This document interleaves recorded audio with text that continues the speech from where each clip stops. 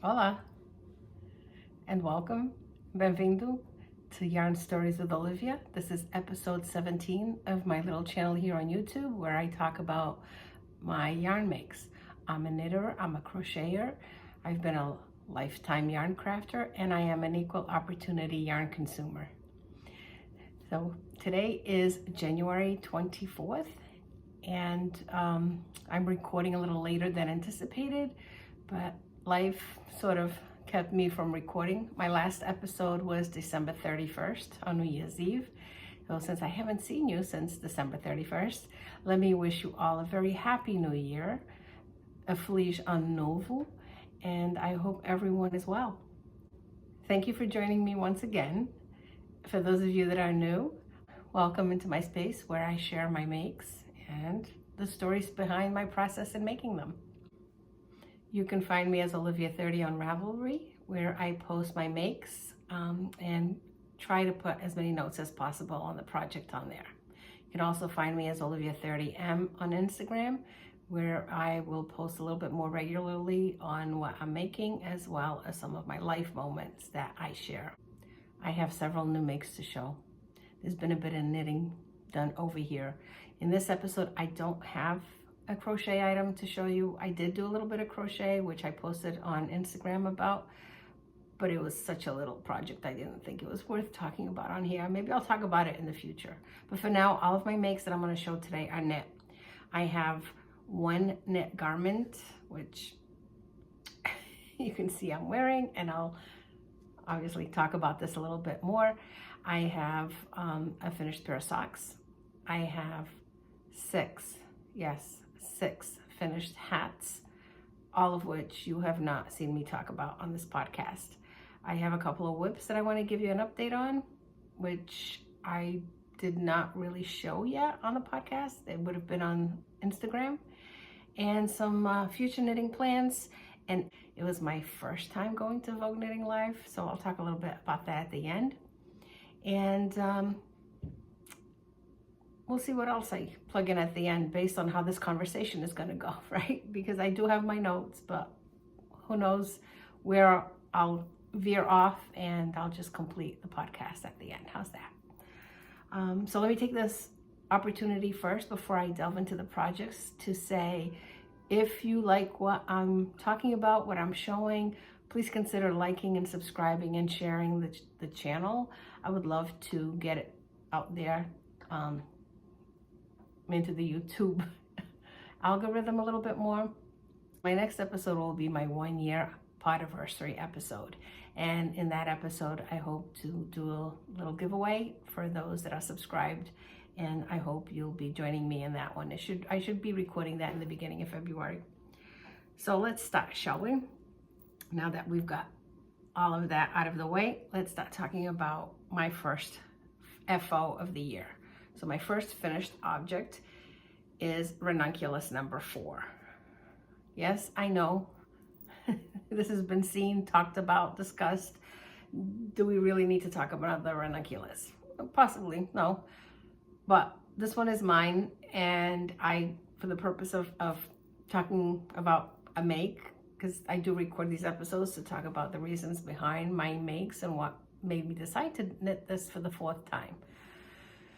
So I had done this one to be gifted to my administrative assistant. I had worn my green one, which I talked about in the last episode, which is on Ravelry, also on Instagram, which I should say, if I forget anything on here, as I'm talking, I'll make sure that I put all the links below in the description box. And I had this yarn in stash. I had quite a few skeins of this Malabrigo vintage DK. This is what I used for this one. It's the vintage DK, and it is a DK weight yarn. So this one has no more. This yarn is a 50% acrylic blend, 40% wool, and 10% nylon. So it is very easy care, and I always choose to make my gifts in easy care yarn so that they don't have to worry about washing carefully, or it ended up shrinking. And so this yarn was ideal for this project. And it is in the color, let's see, 2101, which is Mochi on their website. That is the color. And I use the recommended US size 10 needle, which is the 6mm, and the US 8 for the 5mm for the I-cord bind off here, and for the casting on, and for the cast off. I did do it so that it's slightly cropped to wear with dresses. My admin assistant's name is Carmen, and she is very knit worthy. I've made many projects for her, and she always wears them very happily. And I know that she, like me, likes to wear these work dresses, and a cropped version of the Ranunculus would be a good fit for her. Now, yes, I know I'm wearing it. I wore it so I could take a picture because Carmen is a bit shy to take pictures, and I wanted to have a project picture of it. I am planning to rewash it, reblock it, and gift it to her as a, not necessarily a Valentine's Day gift, but as an appreciation gift for her for all of the love she shows to me at work, and being so careful and making sure that I have everything that I need to make my day a successful one at work. So that's, what else can I say about it? Oh yeah, so I started this on December 28th, and I finished it on January 12th. It knits up super fast. There's a reason why there's 27.9 thousand projects of this on Ravelry. It is a quick knit, and it fits really comfortably, and it suits everyone really well. My first one, I knit it on the larger side, and I like it, but it was a little bit baggier than I would have liked. The second one I made with short sleeves, and I gifted it to my sister-in-law. The third one was my ectoplasm green DK tweed, which love. I made it longer so I could wear it with jeans. The tweed and the yarn does take away some of the pattern detail, but this DK, this off-white, really makes it stand out, and that's what I love. I love this, and I know that she's gonna love it too. So it will be gifted soon. As soon as I finish recording, I'm gonna take care of laundering it and getting it ready to be packaged to gift to her, and maybe in the future episodes if she lets me take a picture of her wearing it. We'll see. So yeah, so what else can I say about this? Actually, you know what? I'll talk about that here. I came across a podcast. It's Angie from the podcast Yarn and Yarns, and she is hosting a 12 cast-ons 2025, where if you say you have plans to knit something for the year, if you cast them on in the month of January, so it runs from December 28th to January 31st. Whatever you cast on within that time, and you create a project page on Ravelry, and you post your cast on to the hashtag on Instagram. It is a make along for the whole year. You show what your intent is for the year of makes, and then post your makes throughout the year. Of course, you can do 12 cast-ons, you can do 24 cast-ons, or you can do 6. It's whatever you choose to do. I decided to use this one as the first to enter into that hashtag. So this is the first finished object. And I'll put a link to Angie's podcast below so you can see what it is that she's doing with this. I knit the size 4, and I used 3.5 skeins of the DK for about 1,000 to 1,010 yards. That's how much it took to do this. Finished project number 2 is a pair of socks. And the socks are the Splendiferous socks, a pattern by Nancy Wheeler, Knit Sip Happy on Ravelry.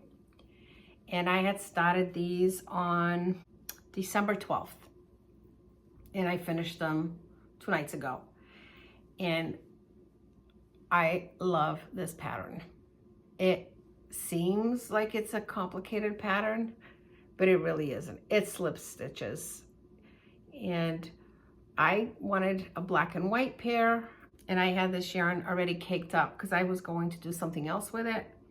And I thought, well, it's gonna work great for this pair of socks.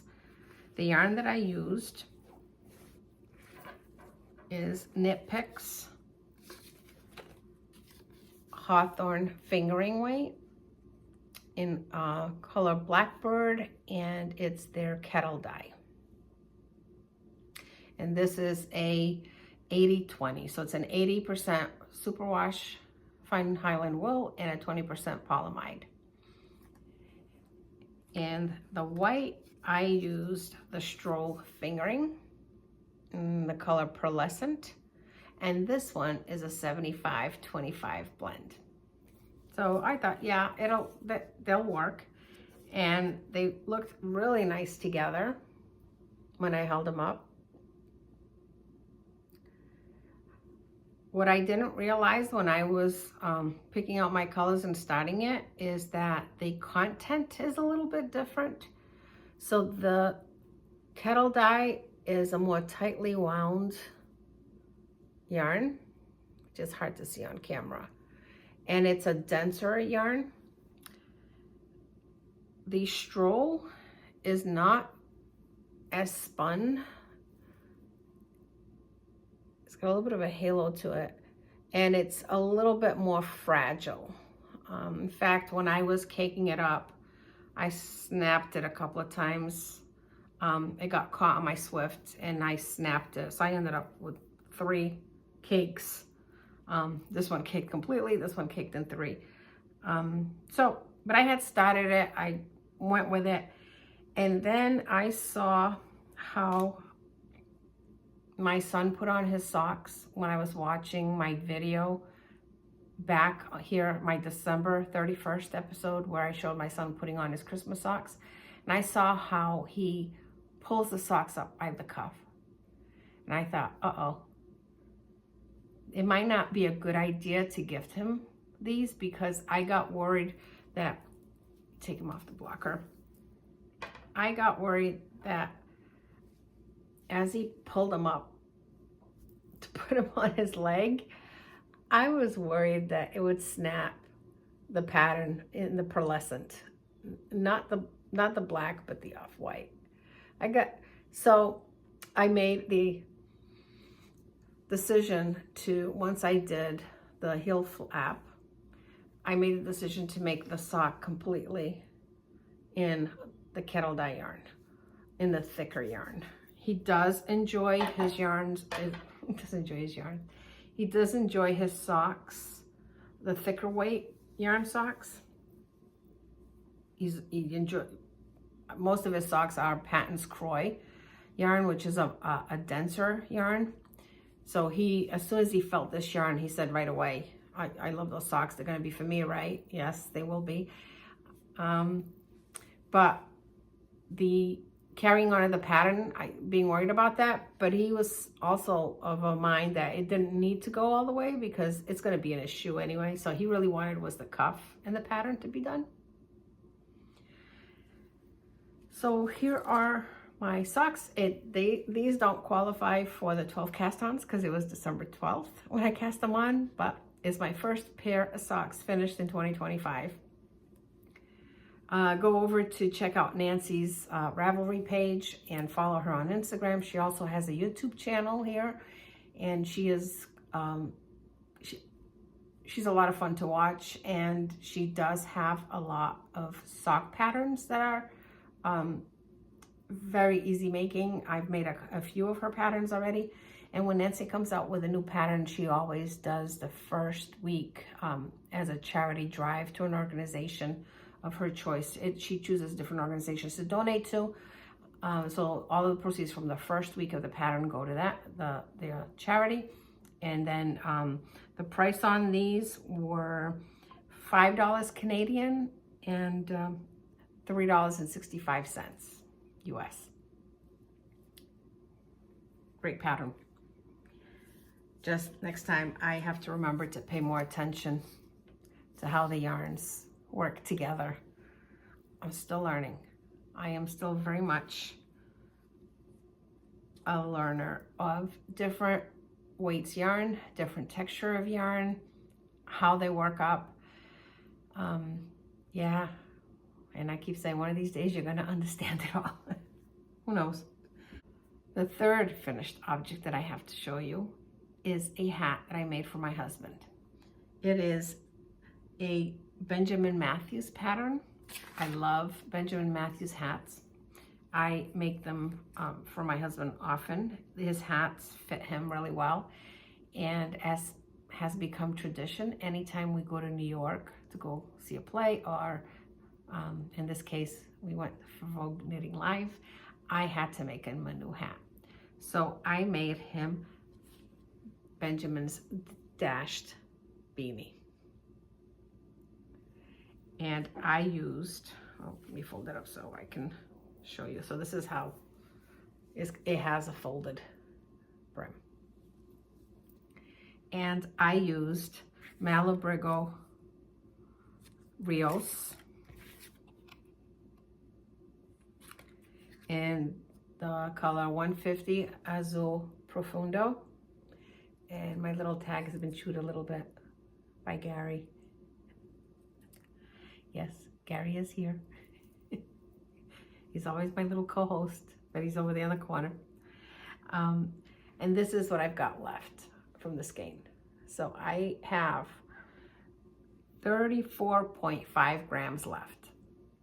And the hat was a perfect fit for him. This is such a great pattern. All of Ben's patterns are great. The top, I mean, the way he works his knits and his purls to give a pattern that is so stylish. I use a US 6 4mm on this one, and it is it's a $6 pattern, but as Nancy does, Ben also does this. The first couple of days of release of his patterns, they're free. So go on and follow Ben on his Instagram or on Ravelry, and when he has a new pattern out, he will make it free with code. And so it's Benjamin Matthews Designs. And since this one was also cast on in January, I am counting this towards the cast-ons 2025. This was my second entry. Now let's talk about my other makes, which are 4 finished hats. So I was scrolling through Instagram and I saw a picture posted by Kim of the Knitting Posse, where she showed this beautiful hat that she said she knit in half an hour. So of course that piqued my interest, because a half-hour hat, that's right up my alley. A half-hour hat that uses acrylic yarn, even better, because that's a hat that I can make and to put it into the donation box at the library for those people that are in need of a hat. And since I do have a bit of acrylic yarn in stash without any plan for it, I thought the hat would be a great idea. So I had to go right on over to Ravelry, see what the pattern was, saw that the designer had a YouTube channel, watched her. She's fantastic. I'll have her link below. Her name is Jen, and I'll see if I say this right. It's Jen Geigley, and it is Jen Geigley Knits on Ravelry and YouTube. And the hat is called Jen's Half-Hour Hat. And it is a bulky weight hat.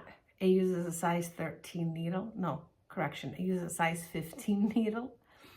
And it does knit in less than an hour. And I'm going to say, for me, it was more like 45 minutes. And that's because I am not a fan of knitting with bulky weight yarn. Hence why I have stashed acrylic bulky weight yarn. It's just not comfortable in my hands to knit with that yarn. But I've said this before in one of my episodes, I do tend to get very attached to the yarn that I bring into the house, and I just leave it until I find something to make with it. I feel responsible that since I bought it, I have to use it. And so I had these 2 skeins of Lion brand Woolies Thick and Quick. Jen does mention that the Woolies is slightly thinner than the yarn she used on her pattern, but I found that it worked fine for me. Maybe because I'm not as comfortable with the 50 needles, I had more of a loose gauge, but the hats worked up fine. So this is the yarn that I used, and this is what I made. this is the hat. The colors that I used were abalone and oatmeal. Let me hold it back here so you can see it. And it is a perfect fit. I knit this one in the morning before work, and I'll post a picture of me wearing it. It was a Monday morning. I had the Monday morning blues. I took a picture wearing the hat, but I took my project bag with me that had the oatmeal in it, and during lunch I knit this one. And I do take an hour lunch break, and I was able to knit this, put it on, walk around the block at work a few times with a very warm hat. And I, looking around here, and I forgot to bring it down, but I'll post a picture afterwards as proof. These two skeins of yarn, I made these two hats plus two more. And here I'm telling you I had 4 finished hats, and I don't know where the other 2 went. I don't know where I put them. I thought I had them here in my trusty podcast basket, but I don't know where I put them. I'll take a picture and put it on here. So I have 4 of them. And I think I'm going to keep, this one matches my coat, but I also love this one. So I'm going to keep 2, and I'm going to put 2 into the donation box at put 2 in the donation box at the library. It's been very, very cold here. It's been below freezing many, many nights, and some of our regulars who use the library during the day for warmth have been helping themselves to the hats that we're putting into the donation box. I have 2 staff members that are avid knitters as I am, and 1 crocheter, so we tend to make a lot to put into the box, as well as we have some patrons at the library. They put in hats that they make along the way as well. So Jen Geigley, 30-minute hat, size 15 needles, bulky weight yarn. It's a win. So those were my 4 finished knits, which I'm showing you too. But darn, I'm stumped as to where I put it. I thought I had put everything here on the table. I'm wondering if Gary took the hats and went to go hide them behind the couch. Okay, next up would be the new projects that I'm working on, which are the works in progress or in processing. So this one is in the 12 cast-ons of 2025 as well. And I have it in this bag, which is cute little Valentine's sheeps. It's a bag that was made by Ellie Jones of Craft House Magic. In this bag, I have the cast-on that, and I'll back it up a little bit. In the last episode, I talked about how I was using the minis from Ellie, and I'll get them here. Let me move them out of the way here so I can show you what I'm talking about. I had purchased an advent from Ellie, and I really enjoyed it, and as a Christmas present I got her 24 skein advent, which was the Woodland Wonders. And my plan at the time had been to use it for the perennial shawl, which I'll put a picture here. It's on my project page on Ravelry. I was going to use it for that shawl as a gradient. And once I started to work on it, the first skein and the second skein blended beautifully, but by the third skein they were too similar, and I didn't like how the pattern was working with the yarn. And since I believe firmly that every yarn has its own project, some yarns are just not meant to be something, I decided to frog the scarf, and I started something new. And I decided to go with Ellie's pattern, the Sound Waves cowl. Let's see if I've got a picture here for you. I don't think I printed out. I didn't print out the picture of the cowl, but I'll put a picture in here. So, and the reason why I went with Ellie's choice is because, and I still have the advent in the box the way I opened it. And the colors that are going this way, And it ends with this one. This is the last one.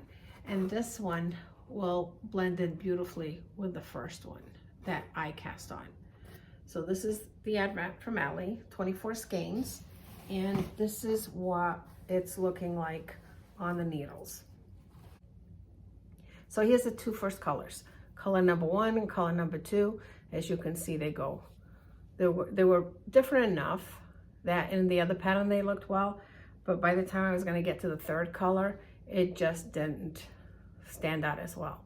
So I made the decision to use Ellie's pattern, and there is a recommendation in the pattern that you can stop with a color here and then do the new color. So you can do the 10 grams up to here. But I wanted to use the whole skein, so I'm not bothered by the fact that the pattern sort of doesn't line up with a color change. It doesn't matter, because this is a tube cowl, like the litmus cowl, so it's going to be worn as a scarf doubled up. So it won't matter to me because the colors will all just go into each other. So it'll look nicely with this one. But here's where it's going to end. So it's going to end with the first color. And this will be the last color. And let's see if I can do this. And I thought this is going to be perfect with the green. So it is a 24, well, as you can see from the box, it was a 24 mini advent. I did talk about how this is the first time I've splurged on yarn advents. I've never done it because it could be a little bit pricey. But I thought that this was the year that I should go ahead and gift myself the advent, and enjoyed the other one that I'm going to talk about in a minute. And I was pleasantly surprised when this was gifted to me by the boys. Actually, I ordered it. The boys asked me what I wanted. I said, well, yarn, of course. In the past, they've given me gift cards to yarn shops, or, gift cards to our local craft store. And this time around, I said, nope. I want is the advent. So they said, go ahead and order it, and they gave me the money for it. So that's did I say it's the Sound Waves cowl. Sound Waves Advent Cowl by Ellie Jones. Craft House Magic on Ravelry, Craft House Magic on YouTube, and on Instagram. And I'm using a US 4 3.5 millimeter.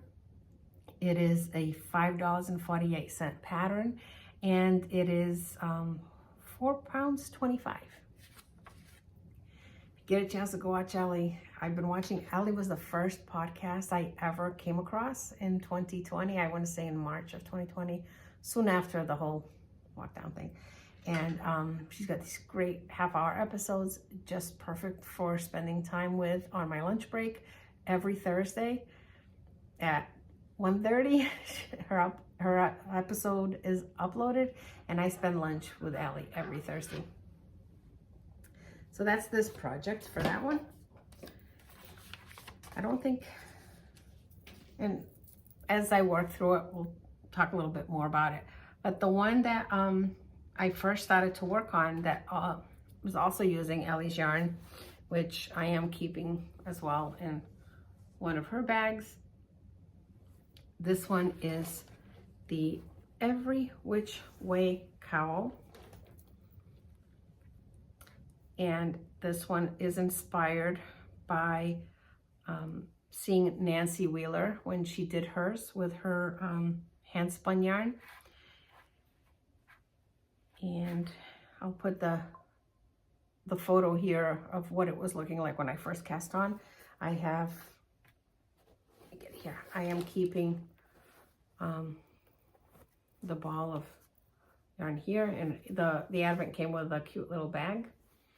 And I am on color 1, 2, 3, 4, 5, color 6. And as with all of that other one, Ellie's fade is perfect. Now this is a 12 skein advent in DK weight, and here's what it's looking like. So we'll start with that. So provisional cast on, and for this one I am using a US 7 4.5 millimeter, and Yeah, DK minis. And in the color, the white that I'm using is the Barocco Vintage DK. The same that I have here because I had a lot of skeins in this yarn. So this is the white as my primary color. And then the contrasting colors work into a beautiful fade. So there's color 1, color 2, color 3, 4. This is the one that's got the most difference. And then color 5 is what I've just started, and it's going to be just slightly lighter than color 4. It is coming out beautiful, and got my little sheep. I think I got these at Hobby Lobby though. A little cheap. And it is looking beautiful. I am loving how this is going to work up. The Litmus cowl is a free pattern, so I'm not giving away anything by saying that it's a 100 stitch pattern, and it is for fingering weight yarn. Since I'm using DK, the 100 stitch made it too wide at the neck, and I decreased it to 80, but I didn't like how it felt at 80 stitches, so I recast at 90 stitches. So this is 90 stitches in the round, and I think it's going to look perfect when it's doubled up. It's going to be a nice warm cowl, and these are the colors that I have after that one. These are the colors I've got left. So this will be next, and then it goes on, and it's going to end, let me see if I can fix this. It's going to end in a very nice blue fade. And as an extra, Ellie always throws in a little extra skein, and she had put in an undyed mini skein, DK mini skein, if the choice had been to make a cowl with a separator of colors. So yeah, this is gonna be great. So I'm loving this one. And the roll of yarn fell. And someone is just looking at it like, can I play with it? Gary, no. The trick with him is he does play with yarn, but it's usually when he wants my attention from knitting, or if it's because it's rolling or moving. If it doesn't move, he loses interest, so I'm not going to do anything about it. I'm just going to leave it there. So every which way cowl, meet Litmus cowl, and DK weight. And I think, oh, did I say that it was the Frostbites minis? So those are my makes and my works in progress. And if you have stayed this long, thank you. If you're interested in staying a little bit longer, I am going to be talking about something that I'm going to be casting on as soon as this episode is over, because it is a gift with a timeline.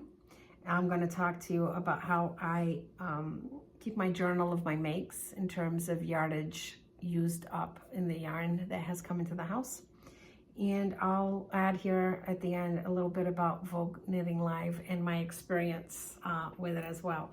So if this other portion of the podcast is of interest to you, thank you for hanging around with me a little bit longer.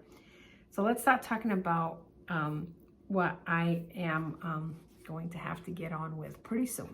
So my friend Cindy did an Alaska cruise recently, and she knows how much I love yarn, and she knows how much I just enjoy buying yarn with the idea that someday I'll make something with it. I am one of those people. I do buy yarn and then I figure out what I want to do with it. And Cindy came across a yarn shop while she was in Alaska, and she was in, let's see, I think I've got the bag here. She was in Skagway, Alaska. Here's the bag. She was in Skagway, Alaska. And she said, I found the yarn shop. Do you want me to pick up some yarn? Duh. I don't think I'll ever go to Alaska. But sure, I knew it was a very special trip for her, so I told her, yes, of course, pick up some yarn. But I want it to be some yarn that you like, a color that you like, touch it, feel it, see if it's something that you would enjoy wearing around your neck. And if so, buy that skein of yarn and I will make you a shawl for you to wear in memory of your trip to Alaska. So she did. She picked up this yarn. It is Juno Woolies. It is a yarn that's hand dyed and hand spun in Juneau, Alaska. And the base is Cozy Toes. It's a 75% superwash merino, 25 nylon, 100 grams for 437 yards. And it looks like the color is Winter Peaks. Yeah. So she picked up one skein for her, but she brought a second one so that I could make one for me as well, and the two of us would have matching shawls. I'm not gonna have time to make two shawls, but I'm gonna make one. I am going to be seeing her in a couple of weeks. We go away for a weekend together. We are scrapbookers as well, and we spend the weekend together scrapbooking and just catching up on life things. We've been friends for 35 years, and it's always a great time to be with her. And yeah, so I have to make something with this soon. I have a couple of patterns in mind for it. I've been on Ravelry, and I've been playing with the idea of crocheting or knitting one, but I haven't settled on what I want to make yet. If you guys have any idea on what would work with this for 437 yards, if you've made something and you've liked it, if you want to share that with me, post it in the comments, because I do read the comments when they come in, and there might still be time for me to get an idea or an inspiration for what I can make with this. Yeah, the plan is to work on it this weekend. So yeah, the Alaska shawl coming soon. So I have a whip basket with about 15 projects in it. It's gonna have to wait a little longer because I want to get going on this. I want to finish these other things that I showed you. But that's the Cindy shawl that's coming soon. The other thing I had to talk about was the end of year stats. I wasn't interested in doing end of year episode. I've only been podcasting for a year, so pretty much if you watch any of my episodes, that is what I've made for the year, and that's the purpose for me recording, was so that I could have a recording what I made throughout the year.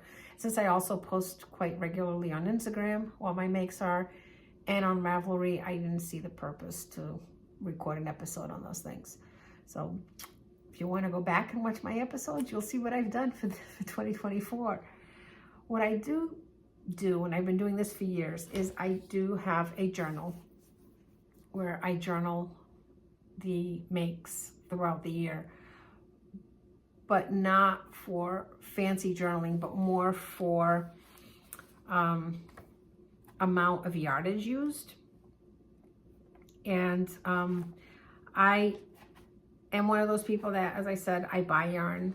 I enjoy buying yarn, and then I make things with it. And yeah, just to show you an example of some of my notes, how the things that I've made and the yardage that I've used. And then this is what happens. And I'll do, like, this year it was 69,327 yards that left this house, or as my husband says, it's X amount of football fields. No idea. Every time I tell him this is how much yards I used in yarn, he goes in his calculator and he figures out how many football fields it is that I've made with yarn. For instance, like here in October, these are my 2021 makes. So for October, it was 6,220 yards of yarn that left the house. For me, I don't record the yards coming in. It's what goes out. To me, it's like when you go to the doctor and they ask you to get up on the scale, and you do, and then you say, but I don't want to know how much I weigh. It's kind of like that. I don't want to know how much weight in yarn I have in the house. But if I lose it, it's okay. So that's how I am with yarn. And what I do is after I use a full skein of yarn, I take the band, the ball band, and I've got this little basket in my craft room, and I put the ball band in here. I've got, for instance, I've got what I've used already from the vintage DKs in here. I've got, I don't know, all the other little yarns. I've got some red heart here. I've got some patterns that I used. Some of this yarn has been for the little crochet things that I've made, which I'll talk about in the next episode. But anyway, that's what I do. I put the ball bands in here. When the basket can't hold any more ball bands, I'll total up the yardage, record it on my book. And this is also where I record my makes for the craft shows, how many items I make per month. And let's see, last year for 2024, I used 50,683 yards for the craft shows, 25,200 for my own works. So in total, I have 75,883 yards of yarn that left the house. So this is my little log. Then I do my little hashtag marks for what I've made. This side is everything for the craft shows. This side was all of my personal makes. So this is about the extent of my recording. So that's how I keep track of my makes in a little journal, if you were interested in knowing. But it was, it's always fun for me to look back to see over the years. So let's see. Did I write? No, on this one I didn't write how many makes. Oh no, I do. I have a total of 205 items made for the year. That includes everything from charity beanies to the coasters that I make, the headbands, the hats, the cowls, and then all of my projects that are on Ravelry. So it's good to look at what's been done. It takes away the sting from you really shouldn't be buying any more yarn because you got more than you're ever going to use up. But hey, it's what makes me happy is buying yarn. However, with that said, I will say that I did really, really great at Vogue Knitting Live. So let's talk about that now, shall we? So at Vogue Knitting Live, I came away with just this little bag of goodies.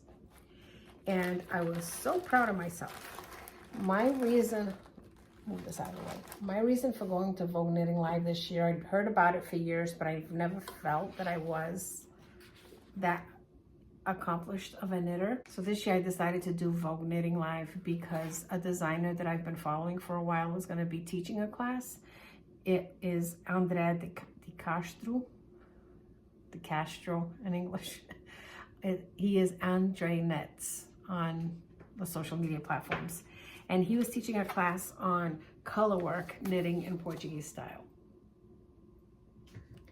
And I've been getting more comfortable with color work, and I've been getting really comfortable knitting Portuguese style. Knitting Portuguese style is with a yarn around the neck, and I've gotten the purling I've had for a while. The knitting finally clicked. My mother was a Portuguese knitter, but she never sat and taught me. I learned how to knit was at the library about 20 years ago, and everybody that was knitting at the library was a thrower. So I learned how to knit English throwing style. Continental knitting is still a little bit difficult for me. I'm finding that the Portuguese knitting is actually more comfortable for me than knitting it in continental. So I wanted to take the class. I'd heard that one of the good things about Vogue Knitting Live is the classes, and Andrea was teaching the class in two parts, morning and afternoon on the Friday, so I took the class.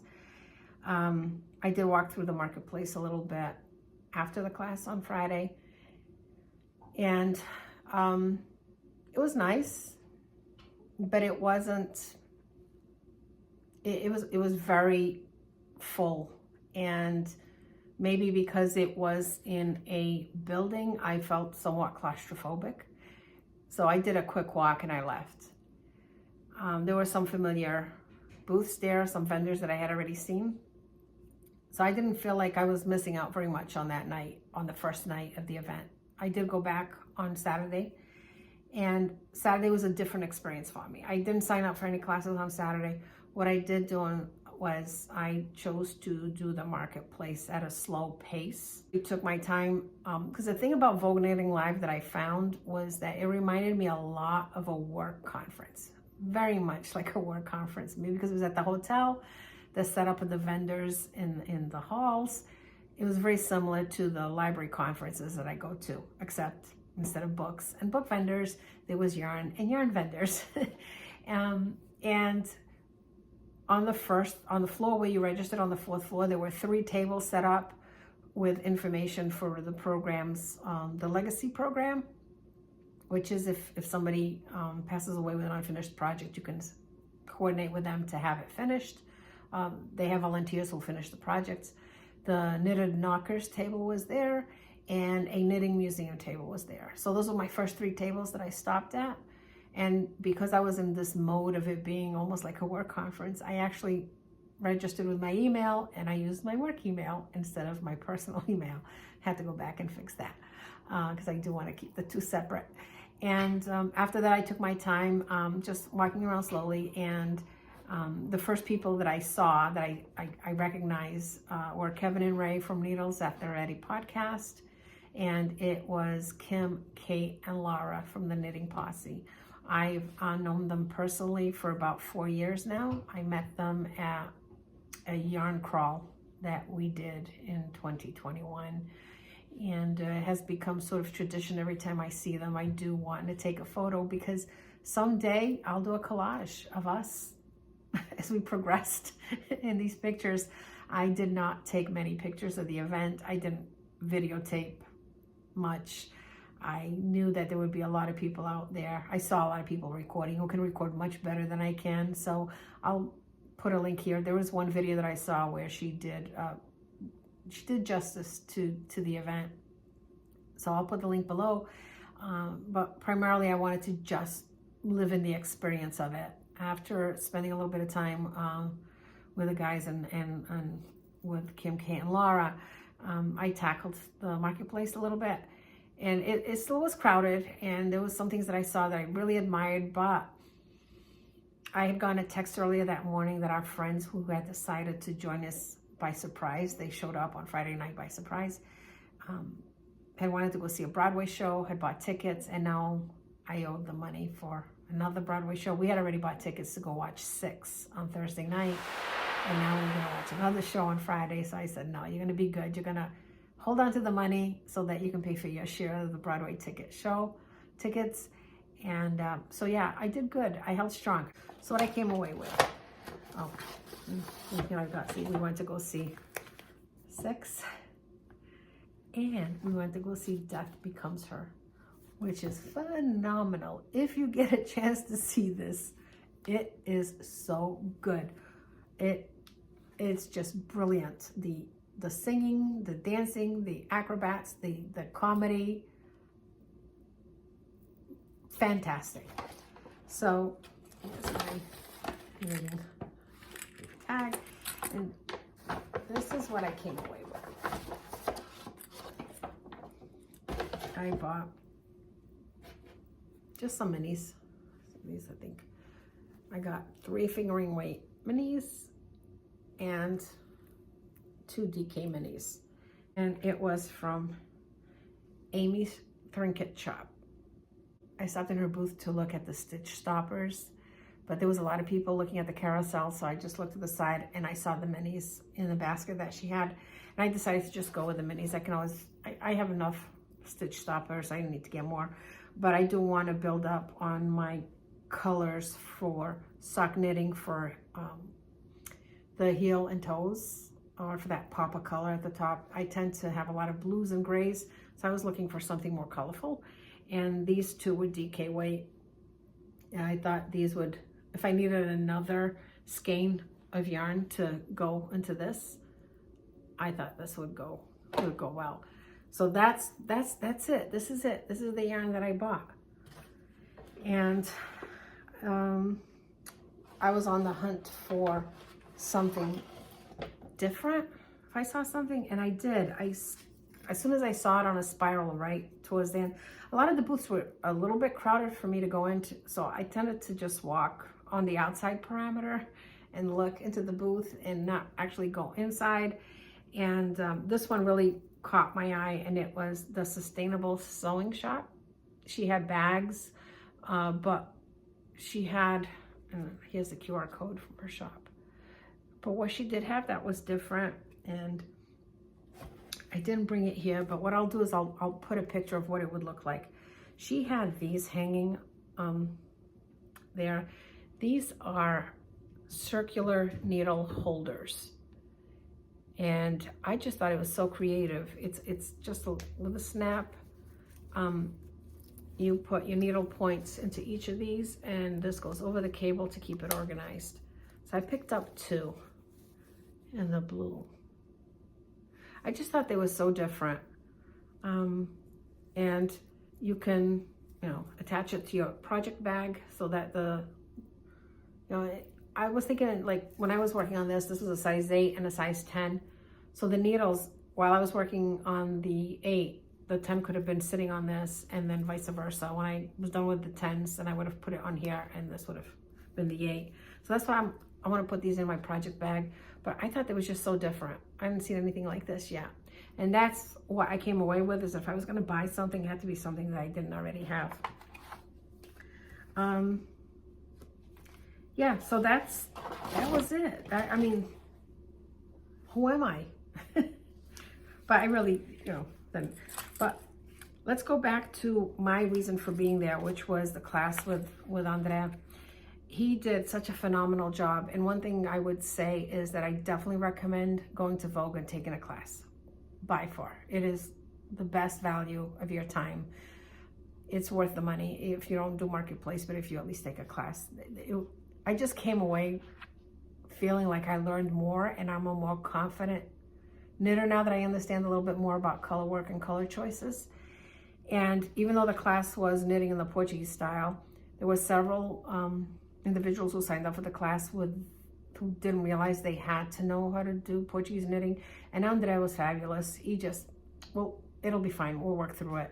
So if somebody decided that they wanted to do this knitting English style or continental style, it was fine. The idea for the class was primarily to teach color dominance, when you switch up colors and what colors work with what, and doing the whole grayscale, taking a picture of the colors that you think look great in color, but then when you look at it in black and white, you see that there's just not enough contrast. And the class was the first portion of the class, the second portion, I should say, once he got through the whole color theory. The second portion was color dominance. So we knit projects with one color being dominant. And then halfway through it, then you knit the piece with the other color being dominant to show the little scrap of what I did in the morning. And this is what I was doing. So we were doing the color work portion of the, this is learning how to do a Portuguese style. And I did do this much. It is so bad. I was feeling like such a beginning knitter again, because it's so, I'm not left-handed, so keeping the yarn in my left hand was very awkward. And it started out well. As you can see down here, this is 20 stitches, and it started out really well. This is knitting with, Portuguese style. But as soon as I introduced the color work, the swatch just got tighter and tighter and tighter. And it just got, I had it and then I lost it. And yeah, I won't say it's a failure, but I would have to practice this quite a bit before I would attempt it on a sweater. So yeah, that's what I came away with. The other piece that we had as a sample, I took it apart because I want to redo it.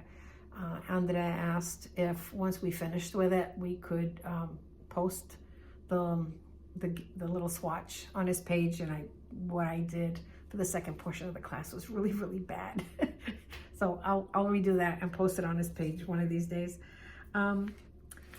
Yeah, so that was my experience with Vogue Knitting Live. I do plan to go again next year, and I will definitely sign up for more than one class. And we did stay at the Marriott Marquis, which is great because everything is there.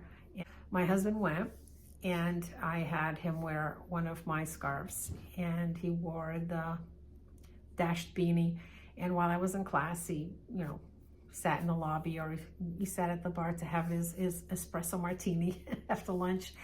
And he was so impressed with how many people approached him and asked him if he had knit his hat. He says, knitters really know their stuff. They were able to spot my hat as being a hand knit hat easily. And at the end of the night, he said he couldn't count the amount of times people stopped him in the elevator to ask him what pattern it was that he used for the hat he was wearing. And he had to confess that he didn't knit it. It was his wife that knit it. So that was fun. And he enjoyed it. And we've already talked about how we're going to do it again next year. So I think I've talked on enough. And I just, you know, at this point, I'll say thank you again for joining me. Remember to click like and subscribe. Leave me a comment. Let me know what you're working on. Let me know if you have gone to Vogue. What do you think about that? And or tell me if you've seen any Broadway shows. I love Broadway shows. They're pricey, but there's just something about watching those shows in New York City that's amazing. I think it's the size of the theaters being so small, and you really feel like you're there. You're really close to the actors and the performers. So it was quite an experience. So with all that said, I'm going to say goodbye. And until next time, até a próxima. Once again, thank you for being here with me. Obrigada por estar aí deste lado. Agradeço a sua companhia. Until February. Ciao.